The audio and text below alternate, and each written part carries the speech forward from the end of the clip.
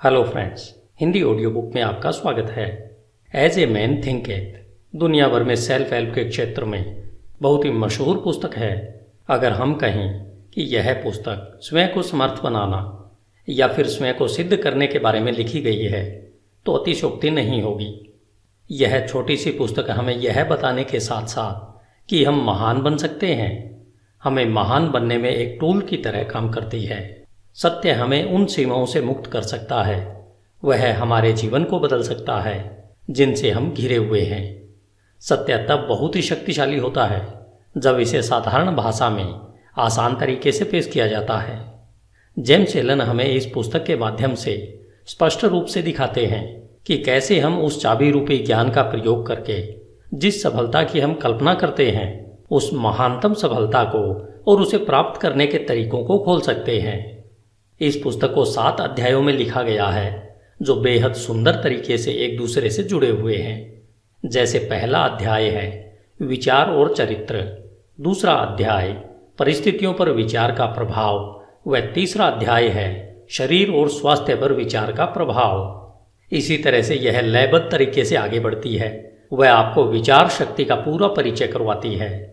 यह पुस्तक आपको यह बताती है कि किस तरह हम अपने विचार रूपी यंत्र का प्रयोग कर सकते हैं। जेम्स कहते हैं कि हम वास्तव में वही हैं जो हम सोचते हैं। हमारा चरित्र हमारे विचारों का फल है। आप अपने भाग्य के निर्माता हैं। यह नियम परम सत्य है कि जो खोजेंगे उन्हें मिलेगा, जो दस्तक देंगे उनके लिए दरवाजे खुलेंगे, क्योंकि धैर्य, अभ्यास और निरंतर दृढ़ता के माध्यम से ही आप ज्ञान के मंदिर में दाखिल हो सकते हैं। जेम्स आगे कहते हैं कि आप तब तक परिस्थितियों के द्वारा नियंत्रित रहेंगे जब तक यह सोचते रहेंगे कि हम बाहरी परिस्थितियों से नियंत्रित होने वाले हैं। आपने अगर नेपोलियन हिल के द्वारा लिखित पुस्तक थिंक एंड ग्रो रिच पढ़ी है तो आपने महसूस किया होगा कि विचार की शक्ति कितनी महान है। विचार की शक्ति के माध्यम से क्या कुछ नहीं किया जा सकता है। जेम्स के सूत्रों को और अधिक समझने के लिए हमें इस पुस्तक को भी पढ़ना या इसकी ऑडियो बुक सुननी चाहिए। यह पुस्तक मूल रूप से एक कविता मन वह मूल शक्ति है जो हर कार्य को एक सांचे में ढालती है और बनाती है के रूप में शुरू होती है। बौद्ध मतानुसार शुरुआत में दी गई कविता उस पुस्तक का सार होती है। अगर आप उस कविता को समझ लेते हैं तो मान लीजिए आपने उस पुस्तक के सार को समझ लिया है और उसमें दी गई एक ऐसी चाबी को खोज लिया है जो आपकी प्रतिभा, शक्ति और जादू के ताले को खोल सकती है। जेम्स एलन द्वारा लिखित पुस्तक एज ए मैन थिंकेथ का एक उपहार के रूप में आनंद लें। यह छोटी सी पुस्तक अपने आप में एक महान खजाना लिए हुए आपके सामने है। धन्यवाद। HindiAudiobook.com। आपका दिन शुभ हो। Hello friends, Hindi audio book में आपका स्वागत है। आज हम जेम्स एलन के द्वारा लिखित पुस्तक एज ए मैन थिंकेथ सुन रहे हैं। जेम्स एलन का जन्म सन 1864 में इंग्लैंड के लिसेस्टर में हुआ था। उनके पिता का देहांत उनके बचपन में ही हो गया था, जिससे उन पर व उनके परिवार पर मुश्किलों का पहाड़ सा टूट पड़ा था। ऐसी परिस्थितियों में उन्हें मात्र 15 साल की आयु में ही पढ़ाई बीच में ही छोड़नी पड़ी थी। साल 1902 तक आते आते उन्होंने फैसला किया कि अब वे केवल लिखने का ही कार्य करेंगे।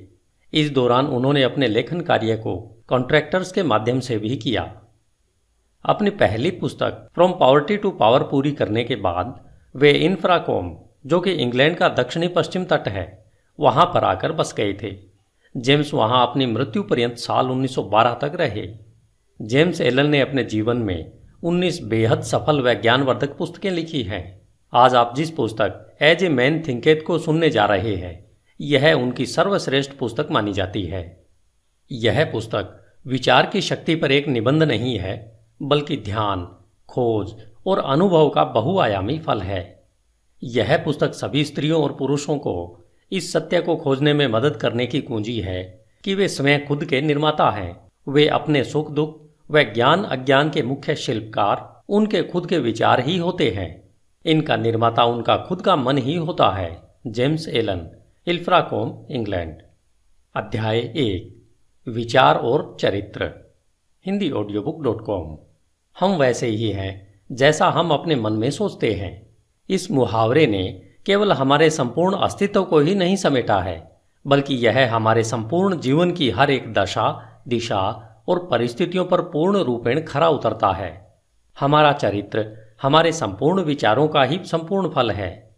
हम वास्तव में वही हैं जो हम सोचते हैं। जैसे बिना बीज के एक पौधा नहीं उग सकता, उसी तरह हमारे विचारों में छिपे हुए बीजों के बिना हमारा कोई भी कर्म उत्पन्न नहीं हो सकता। यह सूत्र उन सभी कर्मों पर भी बिना शर्त लागू होता है जिन्हें हम स्वप्रेरित या अपूर्वयोजित या फिर जिन्हें सोच समझकर किया जाता है। विचारों का मूल कर्म है और यही हमारे सुख दुख का फल है। अतः हम जो भी फल पाते हैं, चाहे वो मीठे हों या कड़वे, ये सभी हमारे विचारों का ही परिणाम होते हैं। हम आज जो भी हैं वह सब हमारे मन में उत्पन्न होने वाले विचारों के द्वारा रचित और निर्मित हैं। यदि हम अपने मन में अज्ञान से ओत प्रोत बुरे विचारों को पनपने देते हैं और सदा उन्हें ही पालते रहते हैं, तो हम अपनी ओर दुख व दर्द को ही आकर्षित कर रहे हैं और जल्द ही हम दुख से घिरे होंगे, जो हमारे बुरे विचारों का ही परिणाम होगा। इसके विपरीत यदि हमारे मन में हम स्वस्थ और हितकर विचार रखेंगे, तो आनंद और सुख हमारा उसी तरह पीछा करेंगे जैसे धूप में परछाई हमारा पीछा करती है। पुरुष और स्त्री किसी नियम के द्वारा कौशल से रची रचना नहीं है, बल्कि ये तो एक उन्नति है। विचारों का जितना प्रभाव पूर्ण और दृढ़ परलोक में है, उतना ही प्रभाव इस भौतिक जगत में भी है। एक महान और ईश्वरीय चरित्र कोई संयोग से नहीं उत्पन्न होता, बल्कि वह लगातार सही ईश्वरीय विचार सोचने और उनसे लगातार संबंध बनाए रखने से संभव है। इसी प्रक्रिया के द्वारा नीच और पशुवृत्ति वाले मनुष्य लगातार पोषित किए जा रहे हैं, जो दुष्ट व घृणित विचारों का ही परिणाम है। हम खुद के विचारों के द्वारा ही अच्छे या बुरे इंसान बनते हैं। हमेशा हम अपने विचारों की शस्त्रशाला में उन शस्त्रों का संधान करते रहते हैं जिनका प्रयोग हम हमेशा अपने नाश के लिए करते रहते हैं। हम उन उपकरणों को भी बनाते रहते हैं जिनके द्वारा हम अपने जीवन को सुखद, आनंदमय और शांतिमय बनाते हैं। वह साथ ही साथ समाज को भी इसका लाभ देते हैं। हम सही विचारों के चुनाव से व उनके सच्चे प्रयोग के द्वारा दिव्यता और पूर्णता तक उठ सकते हैं। गलत या बुरे विचारों के प्रयोग के द्वारा हम पशु से भी नीचे स्तर तक गिर सकते हैं। इन दोनों चरम चरित्रों के बीच में ही सभी चरित्र स्तर होते हैं, जिनके निर्माता, कारीगर, पालक व स्वामी हम स्वयं होते हैं। इस युग की सबसे ऊर्जावान, ताकतवर, विश्वास से भरा हुआ दिव्य वचन और दिल को सुख देने वाला आत्मा से संबंधित यह सत्य है कि तुम अपने विचारों के मालिक, चरित्र को ढालने वाले, अपनी परिस्थिति, वातावरण और भाग्य के कारीगर और रचयिता खुद हो। शक्ति, बुद्धि और प्रेम की सत्ता और स्वयं के विचारों के स्वामी तुम खुद हो और तुम्हारे पास ही रूपांतरणकारी व पुनरुत्थान की शक्ति है, जिसके द्वारा तुम खुद को वो बनाते हो जो बनाना चाहते हो। हर परिस्थिति को नियंत्रित करने की चाबी तुम्हारे हाथों में है। तुम अपने हर हाल के स्वामी होते हो, यहां तक कि अपनी सबसे कमजोर और दुराचारी परिस्थिति के मालिक भी तुम खुद ही होते हो। उस समय तुम एक कमजोर और बेकार, मूर्ख घर के मालिक होते हो जो अपने परिवार को गलत ढंग से चला रहा होता है। जब तुम अपनी इस दशा के बारे में सोचते हो और उस सूत्र को जिससे तुम्हारा अस्तित्व है को अपनी पूरी ताकत लगाकर ढूंढते हो, तब तुम एक बुद्धिमान स्वामी के नजरिए से अपनी सभी शक्तियों को बुद्धिमत्ता पूर्वक निर्देशित करते हो और अपने विचारों को एक सुखद, फलदायी रूप देने लगते हो। इसे ही एक बुद्धिमान व जागरूक मालिक कहते हैं, जो अपने विचारों के नियमों को खोजकर अपने जीवन को सही दिशा देता है। इस प्रकार खोज, प्रयोग, आत्मविश्लेषण और अनुभव के द्वारा अपने विचारों के सूत्र खोजकर आप भी एक बेहतरीन मालिक बन सकते हैं। आप जानते हैं कि सोने और हीरे को खोजने के लिए गहन खनन करनी पड़ती है। इसी तरह तुम अपनी आत्मा की खान में गहरा खोदोगे, तभी अपने अस्तित्व से जुड़े हर सत्य जान पाओगे।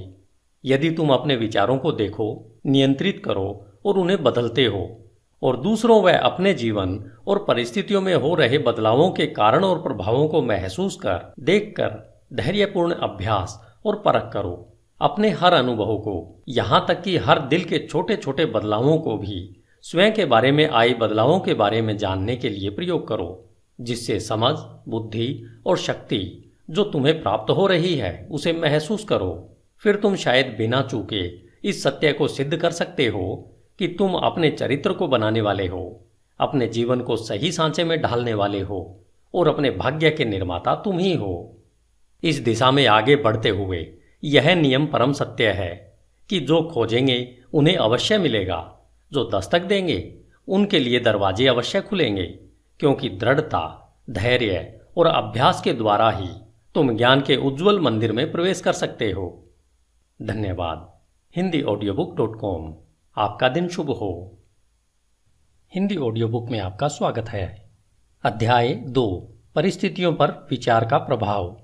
आप अपने मन को एक बगीचे के समान समझकर या तो उसे बुद्धिमानी से जोत सकते हैं या फिर उसे लापरवाही से अपने आप बढ़ने दे सकते हैं, परंतु उसे चाहे जोता जाए या उसे खाली छोड़ा जाए या उसकी उपेक्षा की जाए, उसमें कुछ न कुछ उगेगा जरूर, या कहें कुछ न कुछ फलीभूत अवश्य होगा। अगर उसमें कोई बीज नहीं बोए जाते तो अनावश्यक व बेकार के खरपतवार के बीज उसमें गिरते रहेंगे और वे उग आएंगे। एक माली अपने बगीचे में अनावश्यक खरपतवार को समय समय पर निकालता रहता है और उसमें वही फल फूल और पेड़ पौधे आदि लगाते हैं जिसकी माली को चाह होती है या कहें आवश्यकता होती है। हमें भी अपने मन रूपी बगीचे को एक माली की तरह लगातार देखभाल करते रहना चाहिए।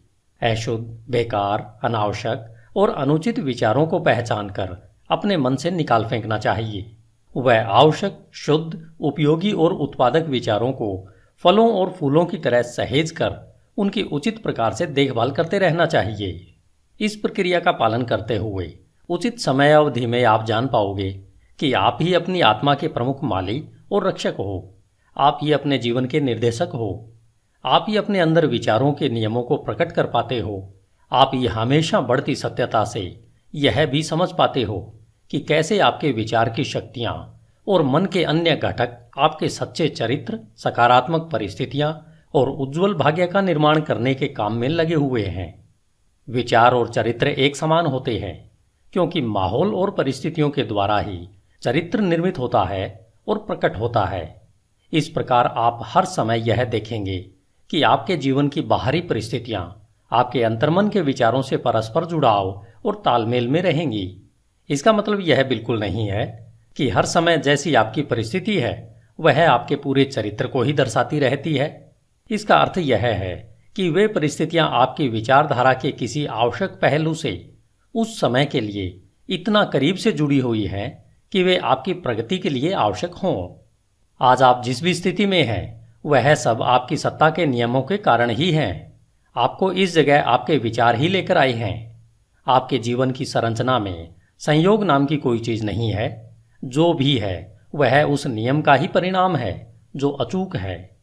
यह बात उनके लिए उतनी ही सही है जो अपनी परिस्थितियों के साथ तालमेल में कमी का अनुभव करते हैं, जितना कि उनके लिए जिन्हें लगता है कि वे परिस्थितियों से संतुष्ट हैं। एक प्रगतिशील और जागरूक सत्ता के रूप में आप जहां पर हो वहां इसलिए हो कि आप उससे सीख कर आगे बढ़ सको। जैसे आप परिस्थिति में निहित आध्यात्मिक शिक्षण को सीख लेते हो, वह निकल जाती है और दूसरी परिस्थितियों के लिए जगह बनाती है। जब तक आप यह विश्वास करते रहोगे कि आप बाहरी परिस्थितियों द्वारा प्रभावित प्राणी हो, तब तक आप परिस्थितियों की मार खाते रहोगे। लेकिन जब आपको यह अनुभव होगा कि आप एक रचनात्मक शक्ति हो और उस छिपी हुई भूमि और बीज जिससे परिस्थितियां पनपती है पर अपना अधिकार जमा सकते हो, तब आप सही मायने में अपने खुद के स्वामी बन जाते हो।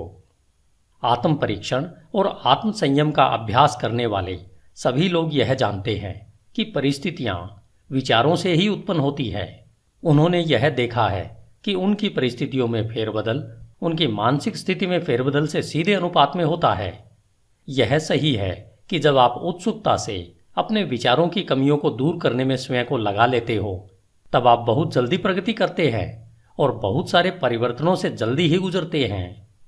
हर विचार रूपी बीज जिसे मन में विचारों के माध्यम से बोया जाता है वह अच्छी उपज ही देगा और देर सवेर किसी न किसी कार्य के रूप में फलता फूलता है। वह उसमें परिस्थिति रूपी फल अवश्य लगते हैं। अच्छे विचार अपने अनुरूप अच्छे फल और बुरे विचार हमेशा बुरा ही फल देते हैं। परिस्थितियों का बाहरी जगत विचार के आंतरिक जगत का निर्माण करता है। किसी इंसान को अच्छाई की चरम सीमा तक ले जाने के लिए प्रिय व अप्रिय बाहरी परिस्थितियों के वे मुख्य घटक हैं। आप अपने बोए की फसल काटने वाले स्वयं होने के नाते कष्ट और आनंद दोनों का ही अनुभव करते हो व उनसे सीखते हो। जिन्हें आप अपने पर हावी होने देते हो, ऐसी आंतरिक इच्छाओं, आकांक्षाओं और विचारों का अनुसरण करते हुए अपने जीवन की बाहरी परिस्थितियों के रूप में उनकी पूर्णता तक पहुंचते हो। उन्नति और अवनति के नियम सब जगह लागू होते हैं। कोई भी व्यक्ति जब अवनति के निचले स्तर पर या जेल जाता है तो परिस्थिति की क्रूरता के कारण नहीं, बल्कि अपने तुच्छ विचारों और निम्नतम इच्छाओं के द्वारा जाता है। एक सच्चे मन वाला व्यक्ति एकाएक ही किसी बाहरी शक्ति के दबाव में आकर अपराध से नहीं घिर जाता। उसके मन में आपराधिक सूक्ष्म विचार गुप्त रूप से पनप रहा होता है, जो अवसर मिलते ही अपनी पूरी शक्ति से प्रकट होता है। परिस्थितियां व्यक्ति को नहीं बनाती, बल्कि उस व्यक्ति का विचार जैसा है उसके लिए वैसी परिस्थिति प्रकट करती है। सिवाय हमारे स्वयं के बुरे इरादों के ऐसी कोई भी परिस्थिति नहीं होती जो हमें बुराइयों या कष्ट की ओर नीचे ले जा सके। इसी प्रकार ऐसी भी कोई स्थिति नहीं हो सकती जो हमारी बिना अच्छी और सफल आकांक्षाओं को निरंतर उपजाए हमें पुण्य, सफलता और उससे जुड़े आनंद की ओर ऊपर न उठाए। इस प्रकार से हम यह जान जाते हैं कि अपने विचारों के स्वामी होने के नाते हम स्वयं को बनाते हैं, अपनी परिस्थितियों और वातावरण को आकार देते हैं और उसके रचयिता भी हम ही होते हैं। हम जो चाहते हैं उसे आकर्षित नहीं करते, बल्कि हम उसे अपनी ओर आकर्षित करते हैं जो हम हैं। हमारी महत्वाकांक्षाएं, हमारी पसंद और हमारी इच्छाएं कदम कदम पर निष्फल होती रहती हैं। हमारे आंतरिक विचार और इच्छाएं स्वयं की खुराक, जो चाहे अच्छा हो या बुरा, उसी के द्वारा पोषित होती है। वह दिव्यता जो हमें आकार देती है वह हमारी आत्मा है जो हमारे अंतर्मन में है। हम स्वयं के द्वारा ही बंदी बनाए गए होते हैं। हमारे स्वयं के विचार और कर्म हमारे भाग्य के जेलर हैं। यदि वे तुच्छ हैं तो हमें बंदी बनाते हैं, और अगर वे अच्छे हैं तो हमें मुक्त करते हैं। आपने कभी न कभी यह महसूस अवश्य किया होगा कि हमें वह नहीं मिलता जिसकी हम इच्छा करते हैं या जिसके लिए प्रार्थना करते हैं, लेकिन आपको पता है कि हमें वह मिलता है जो हम सही तरीके से कमाते हैं, क्योंकि हमारी इच्छाएं और प्रार्थनाएं तभी पूर्ण होती हैं जब वे हमारे विचारों और कर्म से तालमेल में होती हैं। इस दृष्टिकोण से देखें तो परिस्थितियों से लड़ने का हमारे जीवन में क्या अर्थ है? इसका सीधा सा अर्थ है कि हम हमेशा बाहरी प्रभावों से लड़ते रहते हैं, वह साथ ही साथ उसके कारणों को अपने मन में पोषित व संरक्षित करते रहते हैं। यह कारण या तो जागरूक बुराई या फिर अजागरूक कमजोरी का रूप धारण कर लेता है, लेकिन चाहे वह जो कुछ भी हो, वह धारण करने वाले के प्रयत्नों को दृढ़ता से रोकता है और किसी हल को खोजने को मजबूर करता है। हम में से ज्यादातर लोग अपनी परिस्थितियों में सुधार लाना चाहते हैं, परंतु स्वयं में बिल्कुल भी सुधार नहीं लाना चाहते, और इसलिए हम बंधन में रहते हैं। यदि हम सच्चे आत्म परीक्षण से मुंह नहीं छिपाएं तो हम कभी भी वह पाने से वंचित नहीं होंगे जो हमारा दिल चाहता है। यह सभी भौतिक विषयों के लिए उतना ही सही है जितना कि दैवी विषयों के लिए। यदि हम केवल संपत्ति प्राप्त करना चाहते हैं तो अपने लक्ष्य को पाने से पहले हमें अपने महान व्यक्तिगत त्याग करने के लिए तैयार होना चाहिए, और हम में से वे सशक्त और शांत जीवन चाहते हैं उनके लिए तो कितना और कुछ करना होगा। कुछ लोग जो गरीबी से बाहर निकलना चाहते हैं वे हमेशा इस बात के लिए व्याकुल रहते हैं कि उनके आसपास का माहौल और घरेलू सुख सुविधाएं सुधरने चाहिए, लेकिन इन परिस्थितियों को बदलने के लिए किए जाने वाले काम से जी चुराते रहते हैं।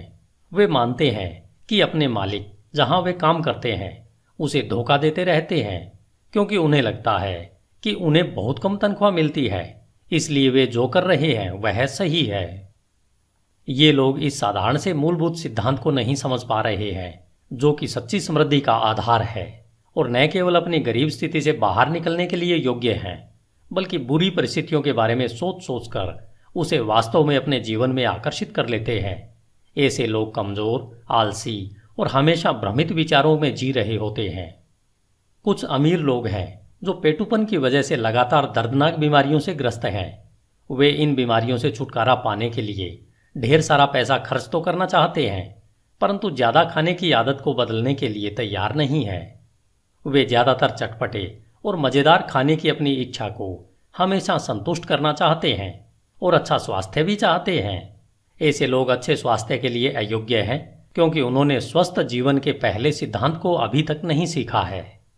कुछ मालिक हैं जो गलत रास्ते से धन कमाकर अमीर और ज़्यादा अमीर होना चाहते हैं, जिसके लिए वे चालाकी से सही वेतन न देकर ज़्यादा काम करवाना चाहते हैं। ऐसे मालिक समृद्धि के बिल्कुल योग्य नहीं है। जब इनका प्रतिष्ठा और समृद्धि दोनों ही मामलों में दिवाला निकल जाता है, तब ये लोग परिस्थितियों को दोष देते रहते हैं, लेकिन वे यह नहीं जानना चाहते कि अपनी इस परिस्थिति के वे ही पटकथा लेखक हैं। ये 3 उदाहरण मात्र इस सत्य को बताने के लिए कहे गए हैं कि लोग अपनी परिस्थितियों को बिना जाने निरंतर उन विचारों और इच्छाओं को प्रोत्साहित कर रहे हैं जो उन अच्छे फल से संभवतः तालमेल नहीं खाते हैं जो वे चाहते हैं। वे ऐसा करते हुए अच्छे फल को निरंतर निष्फल कर रहे हैं।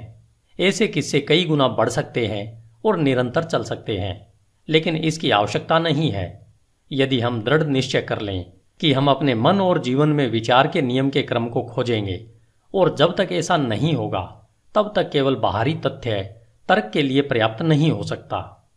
परिस्थितियां फिर भी इतनी जटिल है, विचार इतना गहराई से बैठा है और व्यक्ति व्यक्ति में प्रसन्नता की अवस्था इतनी भिन्न है कि हमारी समस्त आत्मदशा, जो हमें पता है, केवल जीवन के बाहरी पहलू के तहत किसी के द्वारा आंकी नहीं जा सकती है।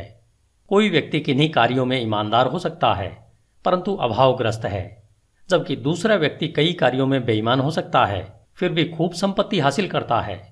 और इसका अधिकतर मतलब निकाला जाता है कि कोई व्यक्ति इसलिए असफल होता है क्योंकि वह ईमानदार है और दूसरा व्यक्ति इसलिए सफल है कि वह बेईमान है।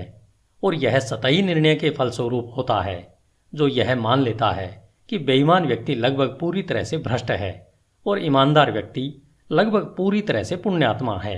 गहन ज्ञान और विस्तृत अनुभव के आधार पर यह निर्णय गलत माना जाता है।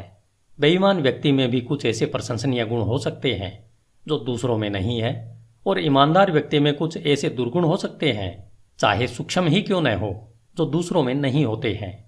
ईमानदार व्यक्ति अच्छे विचारों और कर्मों के कारण अच्छा फल पाते हैं, परंतु अपने दुर्गुणों के कारण कष्ट का भी अनुभव करते हैं।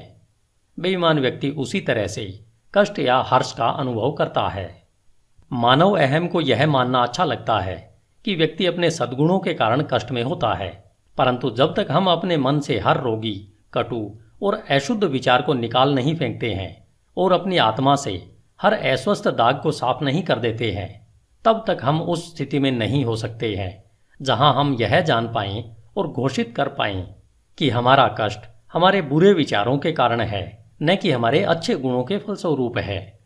उस परम पूर्णता के पथ पर पहुंचने से बहुत पहले हमें अपने जीवन और मन में कार्यशील उस महान नियम का पता चल जाएगा जो पूर्णतः न्याय संगत है, जो बुरे के बदले अच्छा या अच्छे के बदले बुरा नहीं देगा। जब हमें ऐसा ज्ञान होता है तब हम यह जान पाते हैं अपने पूर्ण के अज्ञान और अंधेपन को देखते हुए कि हमारा जीवन अभी और सदा से ही न्याय संगत रहा है। हमारे पूर्व के सारे अच्छे या बुरे अनुभव हमारे विकसित होते हुए फिर भी अविकसित आत्मा के ही उचित परिणाम है।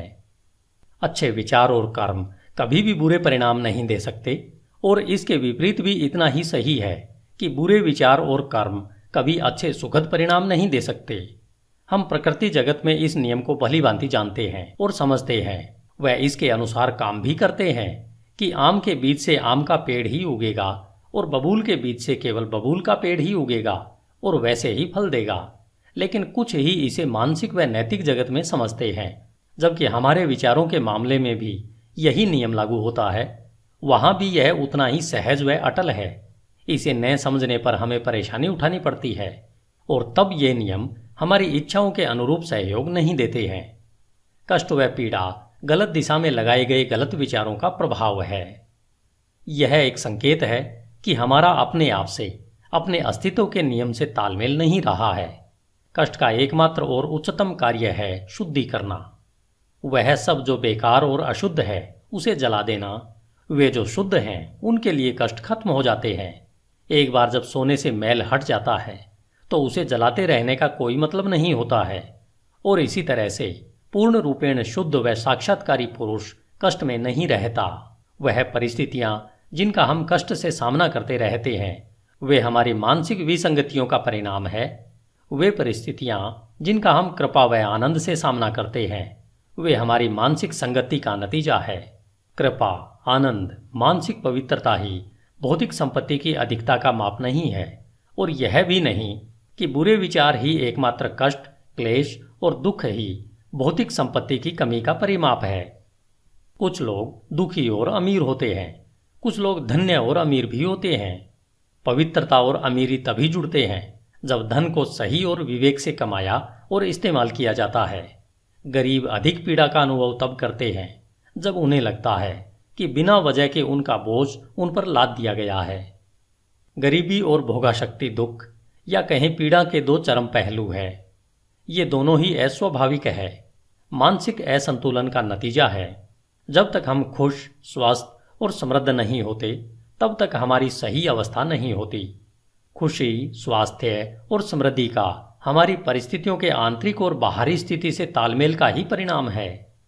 जब हम शिकायत व तिरस्कार करना बंद कर देते हैं और उस छिपे हुए नियम को जो हमारे जीवन को संचालित करता है उसे ढूंढना शुरू करते हैं, तब हम खुश, स्वस्थ और समृद्ध होना शुरू कर देते हैं।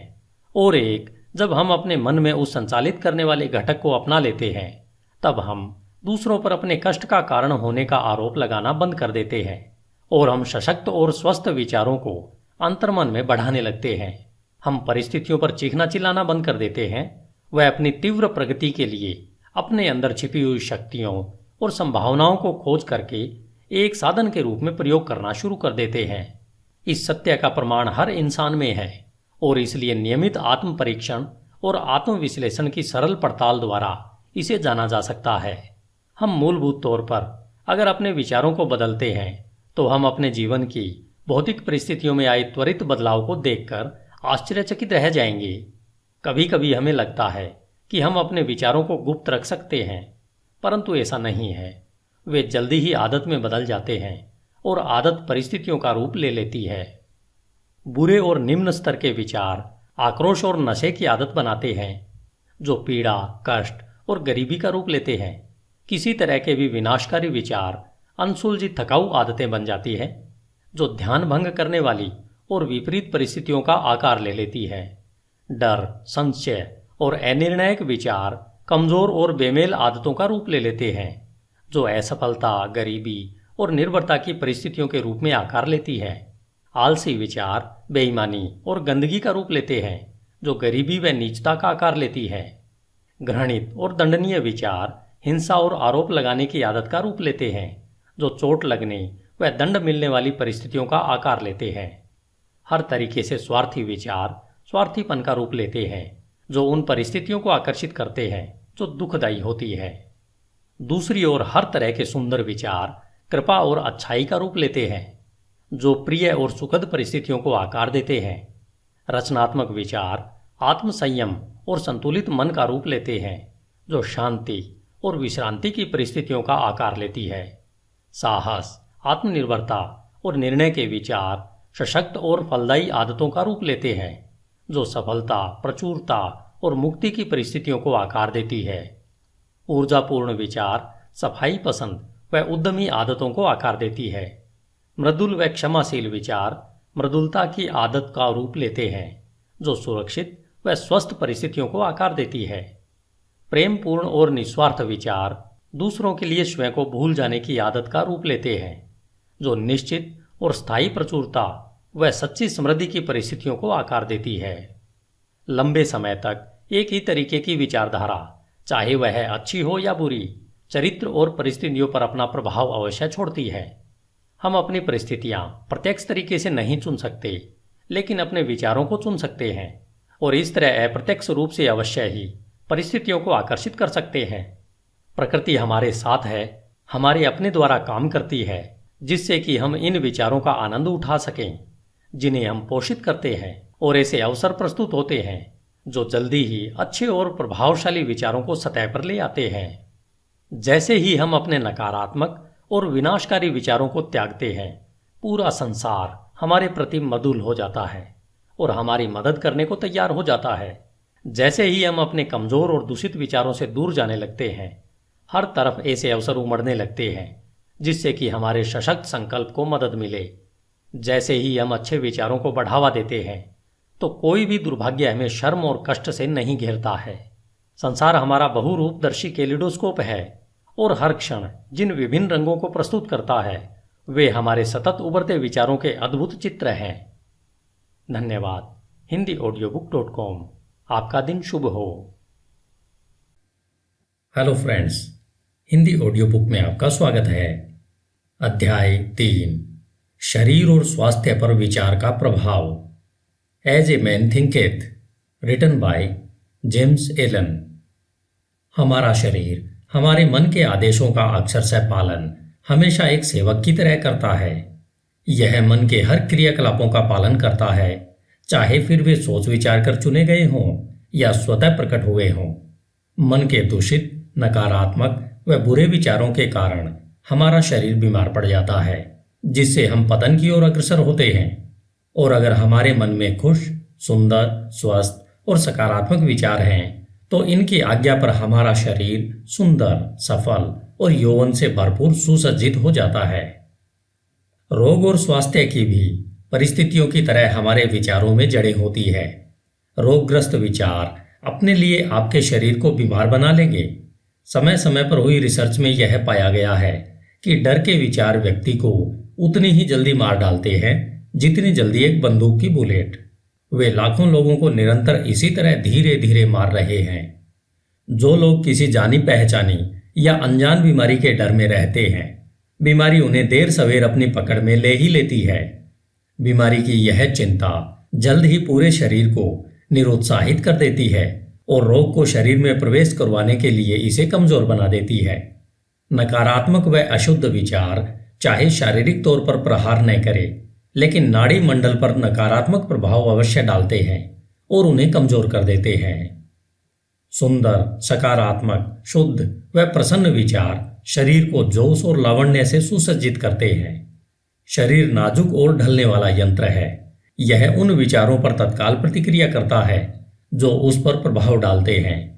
आपके विचार करने की आदत के कारण विचार किए गए विचारों का प्रभाव आपके शरीर पर अवश्य पड़ता है। चाहे आपने अच्छे या बुरे पर विचार किया हो, प्रभाव अवश्य पड़ेगा।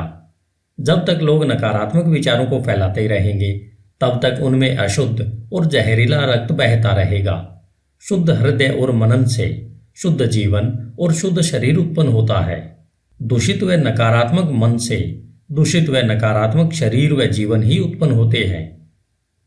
विचार ही कर्म, जीवन और प्रकटीकरण का स्रोत है। स्रोत को अगर शुद्ध करेंगे तो सब शुद्ध हो जाएगा। अच्छे स्वास्थ्य की चाहत में जो लोग भोजन का तरीका या शैली बदलते हैं, यह तब तक उनकी मदद नहीं करेगा जब तक वे अपने विचारों को नहीं बदल लेते हैं। जब हमारे विचार शुद्ध होंगे तब हमें अशुद्ध भोजन की चाह ही नहीं रह जाएगी। जिन्होंने अपने विचारों को सशक्त व शुद्ध किया है, उन्हें किसी भी हानिकारक जीव से डरने की आवश्यकता नहीं है। स्वस्थ विचार स्वस्थ आदतें बनाते हैं। यदि आप शरीर को पूर्ण स्वस्थ रखना चाहते हो तो अपने मन की रक्षा करो। यदि आप अपने शरीर का नवीनीकरण करना चाहते हो तो मन को सुंदर बनाओ।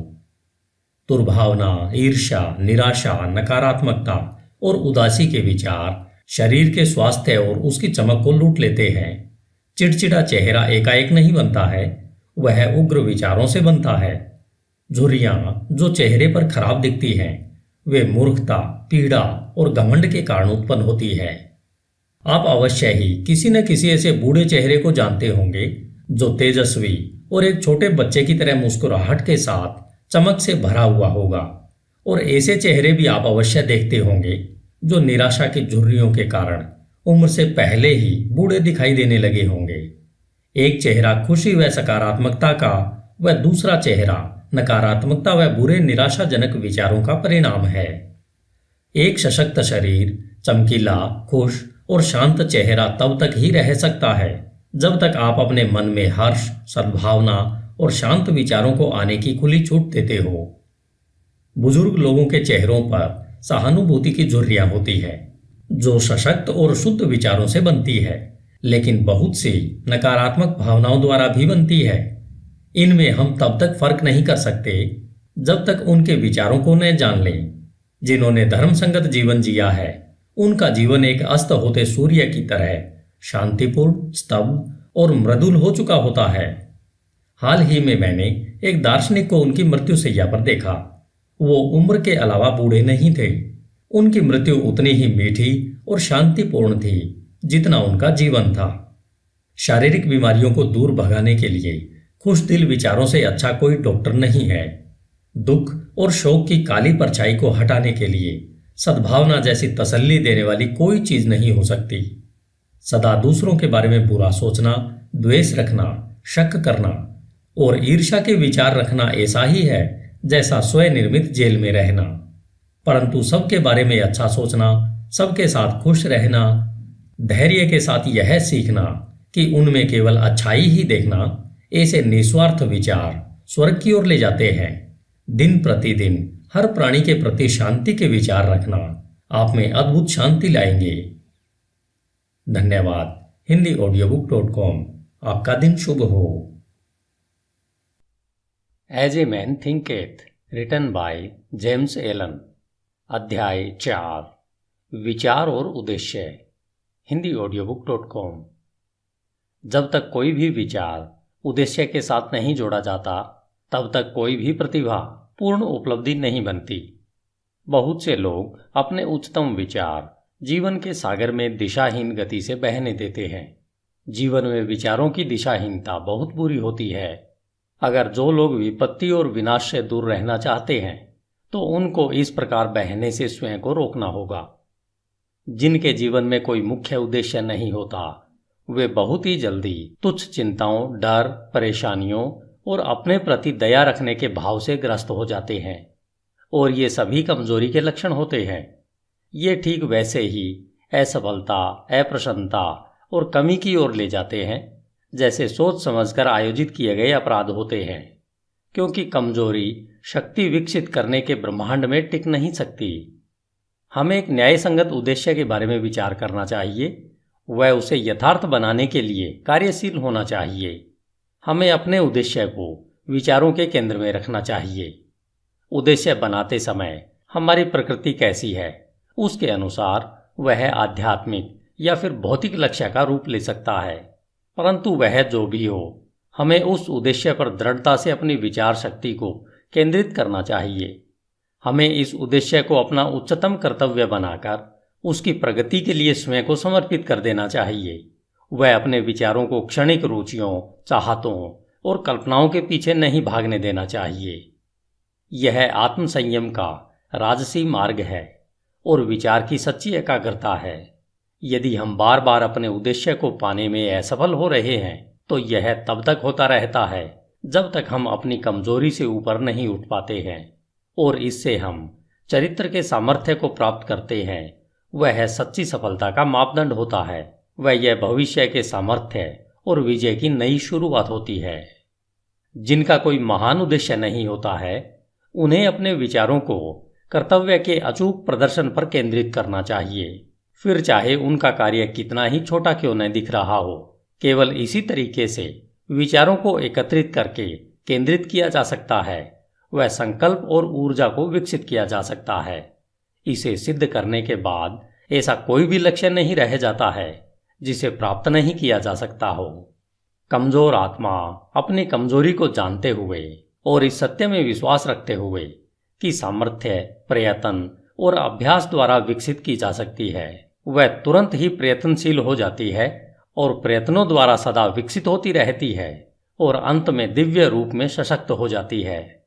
जैसे शारीरिक तौर पर कमजोर लोग सतर्क और धैर्यपूर्ण प्रशिक्षण द्वारा अपने आप को सशक्त बना सकते हैं, वैसे ही कमजोर विचार वाले लोग सही सोच का अभ्यास करके अपने आप को सशक्त बना सकते हैं। दिशाहीनता व कमजोरी को दूर करके किसी भी उद्देश्य के साथ सोचना उन सशक्त लोगों की श्रेणी में पहुंचना है जो कि सफलता प्राप्ति के लिए एक मार्ग के रूप में पहचानते हैं और जो सब परिस्थितियों को अपने अनुकूल बनाते हैं और जिनके विचार सशक्त हैं, वे बिना किसी डर से कोशिश करते हैं और कुशलता से उसे प्राप्त करते हैं। अपने लक्ष्य निर्धारण के बाद हमें मानसिक तौर पर उसको प्राप्त करने का एक सीधा मार्ग बिना दाएं बाएं देखे तैयार करना चाहिए। अपने अंदर छुपे हुए संशय व डर को शक्ति से निकाल फेंकना चाहिए। ये वे विच्छेदक तत्व हैं जो प्रयत्न की सीधी रेखा को तोड़कर उसे तिरछा, अप्रभावी व बेकार बना देते हैं। संशय और डर के भाव के विचारों से कभी कुछ भला नहीं हो सकता है। वे हरदम असफलता की ओर ले जाते हैं। उद्देश्य, ऊर्जा, करने की शक्ति और सभी सशक्त विचार तब रुक जाते हैं जब मन में संशय और डर के विचार घुस जाते हैं।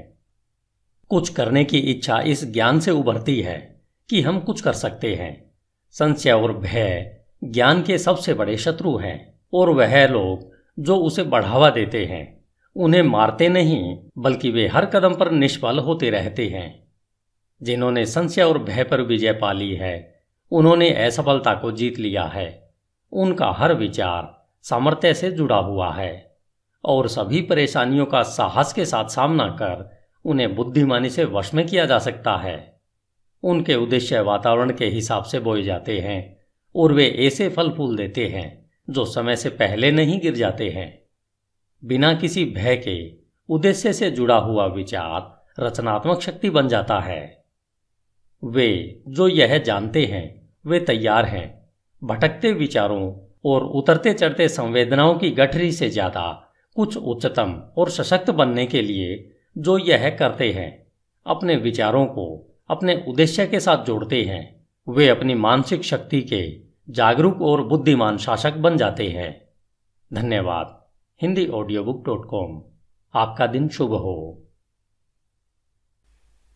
As a man thinketh, James Allen. अध्याय 5। उपलब्धि में विचार एक घटक। HindiAudiobook.com। आप जो भी पाते हो या पाने में असफल होते हैं तो यह सब आपके विचारों का सीधा सीधा नतीजा है। इस न्यायपूर्ण व्यवस्थित संसार में जहां संतुलन की कमी विनाश ला सकती है वहां व्यक्तिगत जिम्मेदारी अवश्य पूर्ण होनी चाहिए। आपकी ताकत या कमजोरी, सफलता या असफलता, जय या पराजय, सुख या दुख जैसी कोई भी दशा केवल आपकी ही है, किसी दूसरे की नहीं है। जैसा आप सोचते हैं वैसे ही आप हो। जैसा आप सोचते रहते हैं वैसे ही आप बन जाते हैं। सशक्त लोग कमजोर लोगों की मदद तब तक नहीं कर सकते जब तक कमजोर लोग मदद लेने के लिए तैयार नहीं होते। जिस मजबूती को वे दूसरों में देखते हैं उन्हें अपने प्रयत्नों के द्वारा उस सामर्थ्य को विकसित करना होगा। केवल और केवल हम खुद ही अपनी दशा को बदल सकते हैं। दबाने वाले व दबने वाले वास्तव में अपने आप को सताने में सहयोगी होते हैं, बल्कि देखने में यह लगता है कि वे एक दूसरे को सता रहे हैं। पूर्ण ज्ञान कर्म के नियम को दबाने वाले की कमजोरी में और दबाने वाले की दुष्प्रयुक्त शक्ति में देखता है। पूर्ण प्रेम दोनों के कष्ट को देखकर किसी का भी हनन नहीं करता। पूर्ण करुणा दबाने वाले और दबने वाले दोनों को ही अपनाती है। जिन्होंने कमजोरी पर विजय पा ली है और सभी स्वार्थी विचारों को त्याग दिया है, जो न तो अत्याचारी हैं और न ही वह जिन पर अत्याचार हो रहा है, वे मुक्त हैं। कुछ पाने से पहले, जो चाहे सांसारिक वस्तुएं हों, हमें अपने विचारों को अति भोगवादी होने से ऊपर उठाना चाहिए। हमें सफलता पाने के लिए सभी स्वार्थों को नहीं तो कुछ को तो छोड़ना ही होगा। अगर हमारे सभी विचार भोगवादी हैं, जिससे हम न तो ठीक प्रकार से सोच सकते हैं और न ही ठीक योजना बना पाते हैं, इसलिए हम ज्यादातर क्षेत्रों में असफल होते हैं। हमने अभी तक अपने विचारों को प्रभावशाली तरीके से नियंत्रित नहीं किया है और इसलिए हम गंभीर जिम्मेदारियों को अपनाने के योग्य नहीं होते। हम न तो अकेले कोई कार्य करने में स्वतंत्र हैं और न ही अकेले खड़े रहने में। हमने जो विचार चुने हैं हम उनके द्वारा सीमाबद्ध हैं। बिना त्याग के न तो प्रगति हो सकती है न कोई उपलब्धि मिल सकती है। वह हमारी सांसारिक सफलता इस बात के सीधे अनुपात में होगी कि हमने किस हद तक स्वार्थी भोगाशक्त विचारों पर काबू पा लिया है और अपने मन को अपनी योजनाओं के विकास और अपने संकल्प और आत्मविश्वास को सशक्त करने में लगाया है। हम जितनी उच्चता अपने विचारों में लाएंगे उतने ही ज्यादा धर्म संगत, सही और आदर्शवादी हम बन पाएंगे और उतनी ही ज़्यादा हमारी सफलता होगी। वह हमारी उपलब्धियां उतनी ही अधिक आशीर्वादित व स्थायी होंगी। लोभी, बेईमान व दुष्ट इंसान का साथ ब्रह्मांड कभी नहीं देता, लेकिन सरसरी तौर पर लग सकता है कि ऐसा हो रहा है। वह ईमानदार, उदार हृदय व पुण्यात्मा की मदद करता है। समस्त योगों के महान शिक्षकों ने यह अलग अलग तरीके से दुनिया को बताया है कि इसको जानने व सत्य साबित करने के लिए आपको विचारों को उच्च करके अपने आप को पुण्यात्मा बनाने में कार्यरत रहना है। बौद्धिक उपलब्धियां ज्ञान की खोज या जीवन और प्रकृति में सुंदरता व सत्य की खोज में अर्पित विचारों का नतीजा है। ऐसी उपलब्धियां कई बार महत्वाकांक्षाओं व अभिमान से जोड़ी जा सकती हैं, परंतु वे इन विशेषताओं का परिणाम नहीं है, वरन लंबे और कठिन परिश्रम का व शुद्ध और निस्वार्थ विचारों का स्वाभाविक नतीजा है। आध्यात्मिक उपलब्धियां पवित्र महत्वाकांक्षाओं की सिद्धि है। जो लोग लगातार पुण्य व उच्च विचारों की भावना रखते हैं, जो उन सब पर चिंतन करते हैं जो शुद्ध व निस्वार्थ हैं, सूर्य और चंद्र की पूर्णता की तरह अवश्य ही अपने चरित्र में पुण्यात्मा व ज्ञानी बनते हैं और एक प्रभावशाली और धनी स्थिति तक ऊपर पहुंचते हैं। हम संसार में उच्च सफलता पा सकते हैं और आध्यात्मिक लोक में भी उच्च स्थिति तक उठ सकते हैं, और दंभी, स्वार्थी व दूषित विचारों को अपने में समाकर हम कमजोर और दुर्भाग्यशाली स्थिति में गिर सकते हैं। सही विचार द्वारा प्राप्त विजय को केवल सार्थकता द्वारा ही बनाए रखा जा सकता है। जब सफलता मिलना तय होता है तो बहुत से चूक जाते हैं और शीघ्र ही असफलता को चखते हैं। समस्त उपलब्धियां चाहे व्यापार, बौद्धिक या आध्यात्मिक जगत में हो, निश्चित रूप से निर्देशित विचारों का फल है और उसी नियम के अधीन है और उसका वही तरीका है। फर्क सिर्फ प्राप्ति के लक्ष्य में है। वे जिन्हें बहुत कम मिलता है उन्हें थोड़ा त्याग भी करना चाहिए, और जो ज्यादा प्राप्त करते हैं उन्हें ज्यादा त्याग करना चाहिए। वे जिन्हें उच्चतम मिलता है उन्हें महान त्याग करना चाहिए। धन्यवाद। HindiAudiobook.com। आपका दिन शुभ हो। As a man thinketh, James Allen. अध्याय 6। परिकल्पनाएं और आदर्श। स्वप्न देखने वाले इस संसार के मसीहा हैं। जिस तरह से दृश्य जगत अदृश्य द्वारा पोषित है, उसी तरह मानवता सभी परीक्षाओं, गलतियों और कष्ट में उसके योगी स्वप्न देखने वालों की सुंदर परिकल्पनाओं द्वारा पोषित होती है। मानवता अपने स्वप्न दृष्टाओं को भूल नहीं सकती। वे उनके आदर्शों को ऐसे ही फीका पड़कर मर जाने नहीं दे सकती। वह उनमें रहती है। वह उन्हें वास्तविकताओं जैसा मानती है, जैसे कि एक दिन वह उन्हें देखेगी और जान पाएगी। संगीतकार, मूर्तिकार, चित्रकार, कवि, पैगंबर, ऋषि ये जगत के परे की दुनिया के बनाने वाले हैं, स्वर्ग के शिल्पकार हैं। यह जगत सुंदर है क्योंकि ये इसमें रहते हैं। उनके बिना श्रमकारी मानवता मिट जाएगी। जो अपने हृदय में एक सुंदर परिकल्पना को व उच्च आदर्श को संजोते हैं, एक दिन उसे साकार कर पाएंगे। कोलंबस ने एक दूर देश की कल्पना को संजोया था और उसने उसे खोज निकाला। कोपरनिकस ने संसारों की अनेकता और एक विस्तृत ब्रह्मांड के होने की परिकल्पना को पोषित किया था और उसने उसे प्रकट भी किया। भगवान बुद्ध ने निष्कलंक सुंदरता और पूर्ण शांति के आध्यात्मिक जगत की परिकल्पना को संजोया था और उन्होंने उसमें प्रवेश भी किया। अपनी परिकल्पनाओं को पोषित करो, अपने आदर्शों को पोषित करो। तुम्हारे हृदय में जो संगीत उमड़ता है, मन में जो सुंदरता रूप लेती है, तुम्हारे सूक्ष्मतम विचारों को जो खूबसूरती लपेटती है, उसे पोषित करो, क्योंकि उन सब में से हर्षपूर्ण परिस्थितियां और स्वर्गपूर्ण वातावरण पनपेंगे और बढ़ेंगे। यदि तुम इनके प्रति सच्चे रहो तो तुम्हारे संसार का अंततः निर्माण होगा। चाहने से तुम पाओगे, आकांक्षा रखने से प्राप्त करोगे। क्या हमारी निम्नतम इच्छाओं को संतुष्टि का पूर्ण माप मिले और हमारी शुद्धतम आकांक्षाएं पोषण की कमी से नष्ट हो जाएं। ब्रह्मांडीय नियम ऐसा नहीं है। ऐसी दशा में चीजों को प्राप्त नहीं किया जा सकता। मांगो और तुम्हें मिल जाएगा। उच्च स्वप्न देखो और जैसे तुम स्वप्न देखोगे तुम वैसे बन जाओगे। तुम्हारी परिकल्पना उसका वचन है जो तुम एक दिन बन जाओगे। तुम्हारे आदर्श उसकी भविष्यवाणी है जिसे तुम अंत में पर्दा उठाकर देख सकोगे। मानव उपलब्धियां सबसे पहले और लंबे समय तक एक स्वप्न थी। ओक का वृक्ष मंजू फल में छिपा होता है, चिड़िया अंडे में पलती है और आत्मा की उच्चतम परिकल्पना में जागृत देवदूत चलते हैं। स्वप्न वास्तविकता के बीज हैं। तुम्हारी परिस्थितियां हो सकता है प्रतिकूल हों, परंतु वे ऐसा लंबे समय तक नहीं रहेंगी। यदि तुम एक आदर्श को मन में रखकर उसे पाने के लिए जी जान लगा दो, बाहर शांत खड़े रहकर तुम अंतर में यात्रा नहीं कर सकते। एक युवती है और एक युवक है। दोनों ही गरीबी और काम के बोझ तले दबे हुए हैं।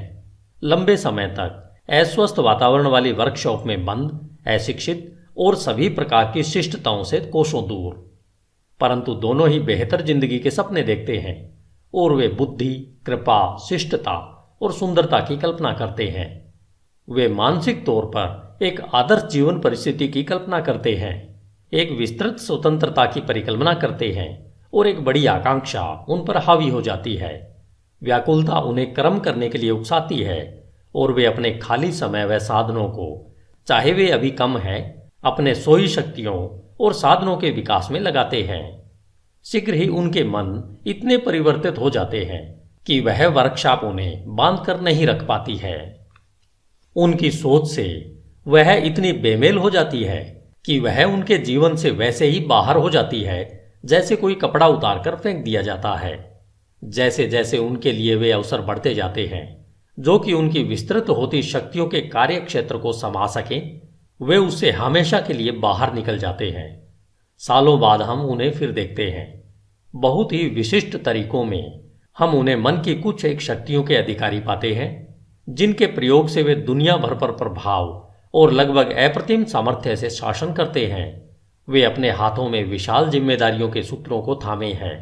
वे बोलते हैं और जीवन रूपांतरित हो जाते हैं। स्त्री और पुरुष उनके शब्दों में विश्वास करते हैं और अपने चरित्र को पुनः ढालते हैं और सूरज की तरह ये ऐसे स्थायी और प्रकाशित केंद्र बन जाते हैं जिसके चारों ओर असंख्य जीव घूमते रहते हैं। उन्होंने अपने यौवन की परिकल्पना को पा लिया है। वे अपने आदर्शों से एक हो गए हैं। और तुम भी नौजवान पाठक अपने हृदय की परिकल्पना को पाओगे, व्यर्थ इच्छा को नहीं, चाहे वह ओछी हो या सुंदर या फिर दोनों का मिश्रण, क्योंकि तुम सदा उसकी ओर खींचे जाओगे जिससे तुम गुप्त रूप से सबसे ज्यादा प्यार करते हो। तुम्हारे हाथों में तुम्हारे अपने विचारों का फल मिलेगा। तुमने जो कमाया है वह तुम पाओगे, न ज्यादा न उससे कम। तुम्हारे वर्तमान का वातावरण चाहे कैसा भी क्यों न हो, तुम्हारे विचारों, तुम्हारी परिकल्पना, तुम्हारे आदर्श द्वारा तुम या तो गिरोगे, वैसे ही रहोगे, या फिर उठोगे। तुम अपने नियंत्रित इच्छाओं जितना छोटे बन जाओगे या तुम अपनी प्रबल अभिलाषाओं जैसे महान बन जाओगे। स्टैंटन क्रिगहम डेविस के सुंदर शब्दों में, तुम बही खाते संभाल रहे हो और तुम अभी उन दरवाजों से बाहर निकलते हो जो इतने समय से तुम्हें लगता था कि तुम्हारे आदर्शों के लिए रुकावट थे, और अपने आप को श्रोताओं के सामने पाते हो। पेन अभी भी तुम्हारे कान पर अटका है, उंगलियों पर शाही के धब्बे हैं, और तभी उसी क्षण में तुम्हारे अंतर में प्रेरणा की वर्षा होने लगती है। तुम बकरियों को चरा रहे होते हो और शहर में घूमते हुए पहुंच जाते हो, फटे मुंह देहाती की तरह, और आत्मा के निर्भय मार्गदर्शन में तुम एक गुरु के आश्रम में पहुंच जाते हो। और एक समय के बाद वे कहते हैं, तुम्हें सिखाने के लिए मेरे पास और कुछ नहीं है।